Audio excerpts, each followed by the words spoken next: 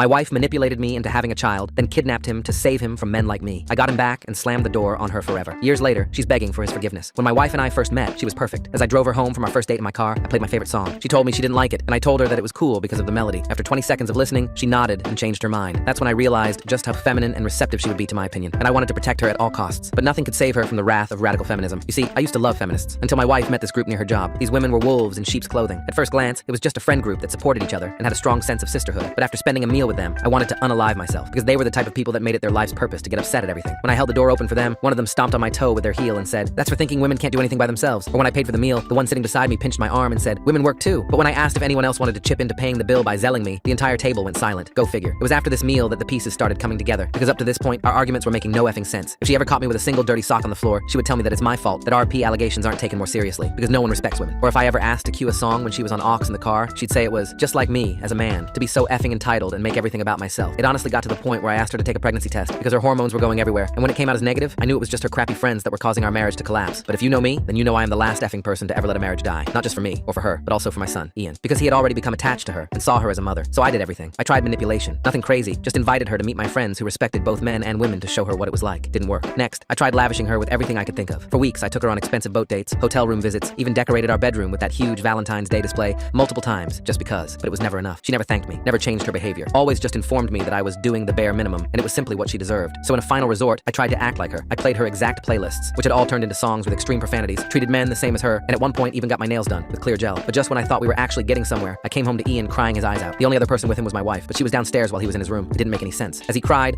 I held him and did the breathing exercises we always did together whenever he got overstimulated. When he finally calmed down, he took off all his clothes. What I saw next made me almost vomit. All over his tiny arms, legs, and chest were injuries, one that could have only been done by an adult. I didn't say anything, just reclothed him and drove him to my sister's place for the night. When I got back, I screamed at my wife for the first time ever. "Was that you?" She looked at me and rolled her eyes. "Oh, here we go. Man screams at woman because of his fragile ego. Did you lay a single hand on Ian?" She looked shocked that I had spoken back. "You should be thanking me. I'm making sure he doesn't turn out to be a shitty man like the rest of this population." I stopped listening after that. If she wasn't a woman, I would have wailed on her until red splattered against the walls. Instead, I took a deep breath. "We're effing done," I said, before walking out and driving to my sister's place. I figured that after the divorce process ended, I'd never have to deal with her again. But I was wrong. Because a few weeks later, her and her feminist circle broke into my sister's home while I was at work. I called the police as soon as the home security detected movement, but they were too late. Ian was gone. My hands shook as I gripped the steering wheel, racing back to my sister's house. The police were already there, their cruisers parked haphazardly in the driveway. An officer approached me as I stumbled out of my car. I explained everything as calmly as I could manage. How my ex-wife had hurt Ian. How I'd taken him to my sister's for safety. How the security cameras had caught movement before they disappeared. The officer took notes, his face growing more serious with each detail. Inside, my sister was a wreck. She kept apologizing, saying she'd only stepped out for groceries. The back door had been jimmied open, the lock completely destroyed. Ian's few belongings were scattered across the guest room floor. The detective assigned to the case asked me detailed questions about my ex-wife's recent behavior. I told him about her feminist friends, about the escalating hostility, about finding Ian covered in injuries. He nodded, writing everything down. They put out an Amber Alert immediately. Ian's school photo flashed across every phone in the state. 5 years old, brown hair, hazel eyes, last seen wearing his favorite dinosaur shirt. My chest tightened, seeing his smiling face on the screen. I spent the next hours at the police station, providing every detail I could think of. Names of her friends, places they frequented, her work address, family members she might contact. The detective assured me they were doing everything possible. When I finally left the station, exhaustion hit me like a truck, but I couldn't rest. I drove to my ex-wife's workplace, hoping someone might know something. The receptionist recognized me, and her face immediately hardened. She told me my ex-wife had taken sudden leave 2 days ago. No explanation, just said she had personal matters to attend to. When I asked about her friends, the receptionist's expression grew even colder. She said those women often came by during lunch breaks. I tried calling my ex-wife's phone, straight to voicemail. Her parents hadn't heard from her in weeks. Her sister hung up on me the moment she heard my voice. Every lead felt like a dead end. Back at my sister's house, I sat in Ian's temporary room, staring at his scattered toys. The breathing exercises we practiced together echoed in my mind. He'd need those now more than ever. My phone buzzed. The detective. They tracked her car to an ATM withdrawal 3 towns over, but the trail went cold after that. Security footage showed her alone, wearing sunglasses and a baseball cap. No sign of Ian or her friends. I couldn't just sit and wait. I opened social media, searching through her friends' profiles. Most were locked down tight, but one had recently posted photos from what looked like a cabin retreat. Mountains in the background, a distinctive red barn visible in one shot. I screenshot everything and sent it to the detective. He said they'd look into it, but warned me not to take matters into my own hands. The last thing Ian needed was for me to get arrested trying to find him. Sleep was impossible that night. Every time I closed my eyes, I saw Ian's injuries. Heard him crying alone in that room while she sat downstairs, probably texting her toxic friends about teaching him not to grow up entitled. The next morning brought frustration. The detective called to say they'd identified the cabin from the photos, but it was empty when they arrived. Fresh tire tracks suggested someone had left recently. They were checking traffic cameras in the area. I decided to visit some places my ex-wife used to frequent. The organic grocery store where she'd first met those women, the yoga studio they attended together, the coffee shop where they held their weekend meetups. At the coffee shop, I recognized one of the baristas. She remembered me from when I picked up my ex-wife once. When I explained the situation, her eyes widened. She said the group had been in yesterday morning, huddled in the corner booth, speaking in hushed tones. She couldn't hear what they discussed, but remembered them mentioning something about protecting the future and necessary sacrifices. One of them had paid with a credit card. She gave me the name, O'Catherine Williams. I passed this information to the detective immediately. He seemed grateful for the lead, said they'd run the name through their systems. Within an hour, he called back. O'Catherine had rented a property about 2 hours north, paid for a full month in advance. The police were mobilizing to check it out. The detective firmly told me to stay put, that they'd handle it, but sitting still felt impossible. Ian had been gone for over 24 hours now. Every minute mattered. I found myself driving aimlessly, trying to think like my ex-wife. Where would she feel feel safe. Where would those women take a kidnapped child? They genuinely believed they were saving him from becoming another toxic man. They'd need somewhere isolated. My phone rang. Unknown number. I answered immediately, hoping against hope. But it was Victoria Chen, someone I didn't recognize at first. Then she explained she used to be part of my ex-wife's friend group, but had quietly distanced herself months ago. She'd heard about Ian through the Amber Alert. Said she'd been struggling with whether to call, but couldn't stand by knowing a child was in danger. The group had become increasingly extreme, she explained. What started as empowerment had twisted into something darker. She mentioned they'd talked about a member's family farmhouse, somewhere remote where they could reprogram young boys before society corrupted them. She didn't know the exact location, but remembered it was near a small town called Millbrook. I thanked her profusely and immediately called the detective with this new information. He said they were already investigating the rental property, but would add this to their search parameters. The net was closing. That evening, I sat with my sister, both of us staring at our phones, waiting for news. She blamed herself, kept saying she should have been more careful. I assured her this wasn't her fault. The only people to blame were my ex-wife and her deranged friends. The detective called around 9 p.m. They'd found evidence at the rental property suggesting the group had been there recently. Children's clothing, food wrappers, toys, but they'd cleared out, likely warned somehow. He promised they were expanding the search. I couldn't take the helplessness anymore. I told my sister I needed air and drove toward Millbrook. I wasn't planning to interfere with the investigation, just needed to be closer to where Ian might be. The 2-hour drive gave me too much time to think. What were they telling him? Were they punishing him for crying? For asking for me? The breathing exercises we'd practiced were supposed to help him calm down, not survive a kidnapping. My hands gripped the wheel tighter. Millbrook was tiny, the kind of place with one main street and a handful of farms scattered around the outskirts. I stopped at the gas station, showed the attendant photos of my ex-wife and Ian. He hadn't seen them, but suggested I check with the diner owner. The diner was closed, but I spotted an older woman locking up. When I explained my situation, showing her the Amber Alert on my phone, her expression softened. She said a group of women had come in that morning, ordering food to go. One had a young boy with her. My heart raced. I asked for details. She remembered the boy seemed quiet, subdued. The women paid cash, didn't stay long. One mentioned they were staying at the old Hendricks place, but she didn't know where that was. Suggested I ask at the police station. I called the detective immediately with this information. He thanked me, but firmly instructed me to return home. They would handle it from here. I agreed, but instead found myself driving the back roads around Millbrook, looking for old farmhouses. Then I saw it, a glimpse of red barn through the trees, just like in the social media photo. My pulse quickened. I pulled over, trying to think rationally. The smart move was to call the police, give them the location, let them handle it. But as I reached for my phone, I saw movement near the barn. A small figure in a dinosaur shirt, being led by a woman toward the main house. Ian, my son, was right there, maybe 300 yards away. I called the detective, gave him the exact location, GPS coordinates and everything. He said units were 20 minutes out, told me to stay in my car, to not approach under any circumstances. I agreed, even as every instinct screamed at me to run to my son. 15 minutes passed like hours. I watched the farmhouse, saw lights moving inside, counted 4 cars parked outside. They were all there, the whole toxic group. Just as I was about to lose my mind waiting, I heard sirens in the distance. The response was swift and professional. Police cars surrounded the property. Officers approached with a warrant. I stayed by my car as instructed, watching everything unfold. Then I heard shouting, saw figures scattering from the back of the house. One officer emerged from the front door. Even from a distance, I could see he was carrying something. Someone. A small figure in a dinosaur shirt. I ran forward, unable to stop myself. The officer saw me coming, recognized me from the station. Ian was in my arms before I even realized I'd covered the distance. He clung to me, silent at first, then breaking into sobs. I held him tight, doing our breathing exercises together, just like we'd practiced. The detective appeared, said they'd arrested all 5 women, including my ex-wife. They'd found evidence of their plans, notebooks full of their twisted ideology about saving young boys from masculine toxicity. The prosecutor would have plenty to work with. I drove Ian to the hospital first. He needed to be examined, both for the old injuries and any new ones. As we sat in the emergency room, he wouldn't let go of my hand. The nurses were gentle, speaking in soft voices as they checked him over. When they asked him questions, he just buried his face in my shoulder. The doctor confirmed what I already knew. The injuries were consistent with physical abuse. She documented everything carefully, took photographs for evidence. Ian whimpered during the examination, and I had to step out twice to keep from losing it completely. My phone wouldn't stop buzzing. Friends, family, co-workers who'd seen the Amber Alert resolution on the news. I ignored them all. The only thing that mattered was Ian. The detective met us at the hospital. He explained that my ex-wife was being held without bail, given the kidnapping charges and evidence of abuse. Her friends were facing various charges too. But then he dropped the bomb. My ex-wife was already working with a lawyer, claiming I'd been the abusive one. She was spinning a story about how she'd rescued Ian from me, how the injuries were from my hands, not hers, how she'd taken him to protect him. The detective assured me the evidence was on my side, but I could see the concern in his eyes. That night, Ian slept in my bed. Every time I tried to move, even just to use the bathroom, he'd wake up crying. The social worker who visited the next morning said it was normal trauma response. She gave me pamphlets about child therapy, support groups, recovery timelines. My sister came over to help. She cooked meals I couldn't eat, cleaned things that didn't need cleaning. We both needed to stay busy. Ian wouldn't leave my side, following me from room to room like a shadow. Then the first blow came, a knock at the door, a process server with papers. My ex-wife was filing for emergency custody, claiming I was the danger. Her lawyer had crafted a narrative where she was the protective mother who tried to save Ian from an abusive father. I called my lawyer immediately. He said not to panic, that the evidence was clear, but when I hung up, my hands were shaking. She was really going to try to flip this whole thing around. The next few days blurred together. Lawyer meetings, therapy appointments for Ian, police interviews. Ian had started talking a little, but only to me. He told me things that made my blood boil. How they'd made him sit in a corner if he asked for me. How they told him I didn't want him anymore. How they'd tried to teach him that all men were bad, even him. My ex-wife's lawyer was good, too good. He started filing motions, requesting delays, demanding access to evidence. He painted her as a concerned mother who'd made a desperate decision to protect a child. The feminist group became Concerned Friends, who'd helped her escape an abusive situation. Then came the restraining order. She claimed I'd threatened her during our last argument before the separation, said she feared for her safety. The judge granted a temporary order, which meant I couldn't go near her, couldn't contact her, couldn't even respond to her lies directly. My lawyer said it was a common tactic, make me look aggressive, unstable, build a case that I was the real danger to Ian. The fact that I'd driven to Millbrook against police orders didn't help. They were painting it as reckless behavior, proof I couldn't be trusted. Ian's therapist became our lifeline. She was documenting everything, building a clear picture of what he'd endured. But therapy was slow. Ian would draw pictures instead of talking, dark scribbles, figures with angry faces, a small boy separated from a larger figure by black lines. The custody hearing was set for 3 weeks out. My lawyer warned me it would be brutal. Her side would attack my character, my parenting, everything. They'd try to explain away Ian's injuries, maybe even suggest I'd caused them after taking him from the farmhouse. I started documenting everything obsessively, every nightmare Ian had, every time he flinched at sudden movements, every therapy session. My phone became a constant recording device, capturing capturing his moments of progress and setbacks. My ex-wife's narrative was gaining traction in certain circles. Some of her feminist friends who hadn't been arrested started a social media campaign. They posted old photos of her and Ian looking happy, wrote long posts about domestic violence, shared statistics about fathers who got custody over protective mothers. I couldn't respond. My lawyer had forbidden any social media activity, so I watched helplessly as they built their false narrative, comment by comment, share by share. Some people who knew us started questioning what really happened. Even some of my coworkers grew distant. They'd heard the stories, seen the posts. When I returned to work part-time, conversations stopped when I entered rooms. My boss suggested maybe I should take more time off, focus on the legal situation. Ian started having severe separation anxiety. The daycare wouldn't take him back. He'd panic if I tried to leave. My sister watched him while I worked, but he'd call me crying, begging me to come back. The therapist said it was normal, but it was unaliving me. Then, Victoria Chen called again. She'd been watching the social media campaign with growing disgust. She offered to help, to testify about what the group had really been planning. She had text messages, recorded conversations from when she was still in the inner circle. We met at a park while Ian played on the swings, never letting me out of his sight. Victoria showed me everything. Messages about deprogramming young boys, discussions about taking children from toxic masculine influences, plans they'd made months before Ian was taken. The messages were damning. They showed clear premeditation, discussed strategies for making fathers look abusive, shared articles about custody battles where mothers had successfully painted fathers as dangers. My ex-wife was active in all of them. My lawyer was ecstatic when I shared the evidence, but he warned me Victoria might face backlash for coming forward. Sure enough, within days, the social media campaign turned on her. They called her a traitor, claimed she was lying for attention, suggested I'd paid her off. Victoria stood firm. She'd left the group because she'd seen what they were becoming. What started as support for women's rights had morphed into something toxic, destructive. She couldn't stand by while they destroyed families. The restraining order hearing came first. My ex-wife showed up looking fragile, victimized. She'd lost weight, styled herself to look vulnerable. Her lawyer painted me as controlling, aggressive, the type of man who couldn't handle a strong woman standing up to him. But then my lawyer presented the security footage from my sister's house. Clear as day, my ex-wife and her friends breaking in. The judge's expression shifted. The temporary order was lifted, though my ex-wife's lawyer managed to get a mutual no-contact order instead. Small victory, but the custody battle loomed. Ian was making progress in therapy, starting to talk about what happened. The therapist was preparing a report for court, but warned me that these cases could go either way. Family court was unpredictable. My ex-wife's campaign intensified. She did interviews with sympathetic bloggers, appeared on podcasts about women's rights, always careful with her words, never quite lying, but twisting truth until it was unrecognizable. She was becoming a cause célèbre in certain circles. I focused on Ian. Every day was about his recovery, his healing. We developed new routines, new rituals, bedtime stories that went on for hours because he was afraid to sleep, meals together where he'd only eat if I ate first, proving the food was safe. The detective called with updates. They'd found more evidence at the farmhouse, plans for other children, other families they'd been watching. The prosecutor was building a strong criminal case, but that was separate from custody. Criminal conviction didn't automatically mean loss of parental rights. My lawyer hired a private investigator. We needed to show the judge who my ex-wife really was, not the victim she was pretending to be. The investigator found interesting things. Financial records showing large transfers to her friends, meetings at hotels paid for with cash, a paper trail of deception. But she had investigators too. They dug into my past, interviewed ex-girlfriends, former coworkers, looking for any sign of aggression, control, toxic masculinity. They found a bar fight from college, spun it as evidence of violent tendencies. Ian's 6th birthday approached. He didn't want to party, just wanted to stay home with me. We made a cake together, his small hands helping mix the batter. When it came time for wishes, he whispered so quietly, I almost missed it. I wish the bad ladies never come back. The criminal trial was set to begin before the custody hearing. My lawyer said this was good. Criminal conviction would help our case. But my ex-wife's lawyer was fighting for separate trials, trying to delay, complicate, confuse. More witnesses came forward. Parents from Ian's school who'd noticed changes in him after my ex-wife's behavior shifted. Neighbors who'd heard her yelling at him for acting too much like a boy. Each testimony was a small victory, but the fight was exhausting. My ex-wife requested supervised visitation while the custody case was pending. Her lawyer argued she had a right to see her son. The denying access was parental alienation. The thought of Ian having to see her again made me sick. The therapist testified that forced visitation would be traumatic for Ian at this stage. The judge agreed to postpone the decision until after more therapy progress. Another small victory, but my ex-wife's lawyer spun it as me turning Ian against his mother. The social media war escalated. Hashtags appeared. Hashtag justice for mothers. Hashtag believe protective moms. My name was dragged through the mud by people who'd never met me. Ian's trauma became fodder for their agenda. I had to change Ian's daycare plans 3 times. Word would get out where we were enrolled, and protesters would show up. Not many, but enough to scare the administrators. They'd hold signs about fathers' rights being used to abuse mothers, about children being forced into dangerous situations. My sister received threats, vague ones, but enough to make her install new security systems. She never complained, but I could see the strain. My family was being punished for protecting Ian. Then came a breakthrough. One of the arrested women, O'Catherine Williams, decided to cooperate with prosecutors. She'd been horrified when she realized they'd actually hurt Ian. She'd thought it was just about education, not abuse. Her testimony would be crucial. My ex-wife's lawyer tried to discredit O'Catherine, claiming she was lying to get a lighter sentence. But O'Catherine had kept records, videos of planning sessions, messages about their true intentions, evidence that contradicted every claim my ex-wife was making. The custody hearing was postponed twice. Each delay meant more time in limbo, more therapy sessions where Ian asked when the bad stuff would be over. I ran out of ways to explain legal procedures to a 6-year-old. We developed a new normal. Morning routines that included checking locks twice, afternoon activities that kept us in public, visible spaces, evening rituals that involved me proving over and over that I wasn't going anywhere. My ex-wife made a mistake. In an interview with a sympathetic podcaster, she let her mask slip, started ranting about how men were inherently violent, how boys needed to be reformed from birth. The interviewer, sensing controversy, pushed harder. The full interview was damaging to her cause. My lawyer had it transcribed, highlighted the worst parts. Her words about Ian needing to be fixed before he became like other men. Her admission that she'd been planning the intervention for months. Her belief that fathers had no real role in raising children. But her supporters rallied. They claimed the interview was edited unfairly, that she'd been trapped into saying things out of context. The narrative war continued, truth becoming increasingly irrelevant to those who'd chosen sides. Ian started kindergarten at a new school. I'd vetted it carefully, met with administrators, explained the situation. They were supportive, had security measures in place, but I still sat in the parking lot for the first hour each day, just in case. Progress was slow, but real. Ian started playing with other kids again. His drawings became less dark. He still needed our breathing exercises, but less frequently. The therapist said he was resilient, that children could heal with proper support. The criminal trial began. I had to testify, relive finding Ian's injuries, describe the terror of him being taken. My ex-wife sat at the defense table, playing victim even as evidence mounted against her. Her friends looked less confident as the reality reality of prison became real. During cross-examination, her lawyer tried to paint me as controlling, suggested I'd exaggerated Ian's injuries, but the medical records spoke for themselves. The photos of bruises, the documented patterns of abuse, the jury's faces told the story. Victoria Chen testified brilliantly. She laid out how the group had radicalized, how noble intentions had warped into something dangerous. She had receipts for everything: messages, recordings, plans. My ex-wife's lawyer couldn't shake her. The verdict came back guilty on all counts: kidnapping, child abuse, conspiracy. My ex-wife's shock looked genuine. She'd really believed her own narrative. Her friends got varying sentences based on involvement, justice, but it didn't erase what Ian had endured. The custody hearing was anticlimactic after the criminal conviction. My ex-wife's lawyer tried to argue the criminal case was separate from custody, that she still deserved parental rights, but the judge had seen enough. Full custody to me. Supervised visitation only after extensive therapy and parenting classes, if the therapist deemed it safe for Ian. My ex-wife's rage was visible even as her lawyer tried to calm her. She screamed about injustice, about systemic bias, about father's rights being weaponized, but it was over. Legal victory didn't mean emotional victory. Ian still had nightmares, still needed therapy, still asked why mommy had hurt him, but we were safe. The law recognized what I'd known all along. She was the danger, not me. The social media campaigns eventually died down as new causes emerged. Some people would always believe her version, but it didn't matter anymore. What mattered was Ian healing one day at a time. We moved to a new city 6 months later. Fresh start, new school, new therapist who specialized in trauma recovery. Ian was doing better, making friends, laughing more. The breathing exercises became less about crisis management and more about mindfulness. He asked about her sometimes. I told him age-appropriate truths, that mommy was sick in her thinking, that it wasn't his fault, that he was safe now and always would be. He'd nod, process, then return to being a kid. The recovery wasn't linear. Bad days still happened. Triggers we didn't expect, but more often, there were good days. Soccer practice where he scored his first goal. Sleepovers he actually wanted to attend. Report cards showing he was thriving academically. I dated eventually, carefully, always prioritizing Ian's comfort. He was cautious but open, his therapist helping him understand that not all women were like his mother, that healthy relationships existed, that he deserved love and safety. Looking back, the signs had been there. The way she changed her mind about that song on our first date, I'd seen it as flexibility, not instability. The gradual shift in her friend group, the escalating rhetoric, the way she'd started seeing oppression in every interaction. But I couldn't have predicted how far it would go, how a movement meant to empower would be twisted into something that hurt a child, how ideology could override maternal instinct, how she'd convince herself that hurting Ian was saving him. The legal battles taught me about resilience, about fighting for truth when lies are louder, about protecting what matters most even when the world seems against you, about the importance of documentation, witnesses, and never giving up. Ian taught me about healing, about how children can bounce back with proper support, about the power of consistent love and stability, about how breathing exercises meant for overstimulation could become tools for surviving trauma and emerging stronger. We still do those exercises together sometimes, but now they're just habit, not necessity. A reminder of where we've been and how far we've come, a symbol of survival and recovery. The scars remain, physical and emotional, but they're fading. Ian is growing into a confident, compassionate young man. He knows his story, but isn't defined by it. He's learned that strength isn't about gender, but about character. And me, I learned that protecting your child sometimes means fighting battles you never expected. That truth eventually prevails, even when lies are louder. That healing is possible, even from the deepest wounds. That love, real, consistent, protective love, is the most powerful force there is. The years that followed weren't easy, but they were ours. Ian started 7th grade at a school where nobody knew our history. He'd grown tall, almost reaching my shoulder, and his confidence had returned in ways that still surprised me. The breathing exercises we'd practiced during his trauma had become something he taught other kids who struggled with anxiety. I'd remarried by then. Sarah was a pediatric nurse who understood trauma, understood why Ian sometimes still needed to check that I was nearby. She'd met us at one of his therapy sessions, volunteering her time to help kids process difficult experiences. Ian had taken to her slowly, carefully, but genuinely. Then the letter came. Official prison stationery. My ex-wife's handwriting. My hands trembled as I opened it. She was getting out. Good behavior, completed programs, the whole rehabilitation narrative. 5 years had passed since the trial. She wanted to see Ian. I called my lawyer immediately. He reminded me that the custody agreement still stood. Supervised visitation only if the therapist approved and Ian consented. But Ian was 12 now, old enough to have opinions the court would consider. That night, I sat Ian down and showed him the letter. He read it silently, his face unreadable. When he finished, he set it down and looked at me. He asked if she could force him to see her. I told him no, that he had a choice now. He thought about it for days. Sarah and I gave him space, let him process. His therapist offered extra sessions. Finally, he came to me with his decision. He wanted to see her once, just to ask her why. The meeting was arranged at a family counseling center. Neutral ground, professional supervision. I waited in the lobby while Ian went in. Sarah held my hand as we sat in those uncomfortable plastic chairs, watching the clock. An hour later, Ian emerged. His eyes were red, but his shoulders were straight. He told me she'd cried, apologized, tried to explain about the ideology that had consumed her. But when he'd asked her directly if she still believed those things about men, about him, she'd hesitated. That hesitation told him everything. He never asked to see her again. The court respected his decision. She sent letters occasionally, which we kept unopened in a box. Ian said maybe someday he'd read them, but not now. Not while he was still becoming who he wanted to be. Victoria Chen stayed in our lives. She'd become an advocate for cult awareness, specifically how extreme ideologies could infiltrate seemingly positive movements. She spoke at conferences about her experience, always emphasizing how gradual the radicalization had been. Ian called her Aunt Vicky. My sister never fully forgave herself for that day they took Ian. No amount of reassurance could shake her guilt, but she became the fiercest protector, installing security systems for other single parents, volunteering with organizations that helped families escape dangerous situations. High school brought new challenges. Ian discovered he had a talent for debate, ironically enough. His experiences had given him a unique perspective on extremism, on how noble causes could be twisted. His teachers praised his ability to see multiple sides of issues while maintaining his own moral center. He dated eventually. I watched nervously as he navigated relationships, worried about what patterns he might have internalized. But Sarah helped me see that he was doing it right, communicating openly, respecting boundaries, walking away from anyone who showed red flags. The day he got accepted to college, we celebrated quietly. He'd chosen a school 3 states away, far enough to build his own life, but close enough to come home when he needed. He was studying psychology, wanting to understand what had happened to his mother, to help other kids who'd been through similar experiences. Before he left, we sat in his room packing. He pulled out an old dinosaur shirt, the one he'd been wearing when they took him. Somehow it had survived all our moves. He held it for a moment, then tossed it in the donation pile. He said he didn't need reminders anymore. My ex-wife tried to contact him directly when he turned 18. Social media messages, emails to his school account. He showed them to me, not asking for advice, just keeping me informed. He blocked her each time, calmly and without drama. He told me he'd said everything he needed to say in that one meeting. Sarah and I had a daughter when Ian was in his sophomore year. He came home for her birth, held her with such gentleness, it made my chest tight. He whispered to her that she was safe, that she'd always be safe, that her brother would make sure of it. The nightmares had stopped years ago, but sometimes I still woke up thinking I heard him crying. Sarah would remind me to breathe. The technique that had helped Ian through panic attacks now helped me through the echoes of trauma. Ian graduated with honors. His thesis was on the radicalization of social movements and their impact on family structures. His advisor said it was one of the most insightful papers she'd read. He dedicated it to all the kids who survived someone else's ideology. He went on to graduate school, then into practice. Dr. Ian became known for his work with children caught in custody battles involving extremist parents. He testified as an expert witness sometimes, his own experience lending weight to his professional opinions. The day he got married, I walked him down the aisle. His bride was a fellow psychologist who understood his history without being defined by it. As I stood to give a toast, I caught sight of Victoria in the crowd, tears streaming down her face. She'd become family in every way that mattered. My ex-wife died when Ian was 32. Prison had aged her badly, and the ideology that had consumed her had left her isolated. Her feminist group had long since disbanded, most members either imprisoned or reformed. She never stopped believing she was right. Ian asked me to go with him to the funeral. There were only a handful of people there. He didn't speak, just stood quietly at the back. Afterward, he told me he'd needed to see it end, to know that chapter was truly closed. He named his son after me. Little Jamie learned breathing exercises as a game, not as survival. He grew up knowing his dad's story in age-appropriate pieces, understanding that sometimes people who should protect you don't, but that healing was always possible. I retired early to help with the grandkids. Sarah and I bought a house with a big backyard, the kind of safe space I'd always wanted for Ian. We hosted Sunday dinners where Ian's family, my sister...